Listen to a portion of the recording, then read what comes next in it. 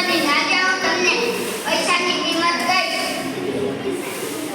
એક વેપારી એકને એક દીકરો હતો. એક ખૂબ જ લાચાર હતો. તેથી પુત્ર બગાડવા લાગ્યા.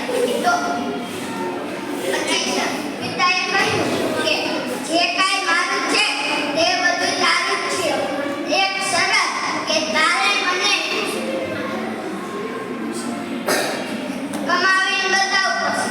તો પુત્ર બીજે દી કામની શોધમાં નીકળ્યો. તે ફરતા તે લારી ખેંચવાનું કામ મળ્યું.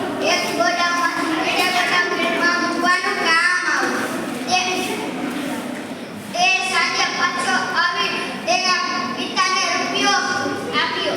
તે ઘર પાછળ એક વાડામાં કૂવો હતો. તે કૂવો રૂપિયો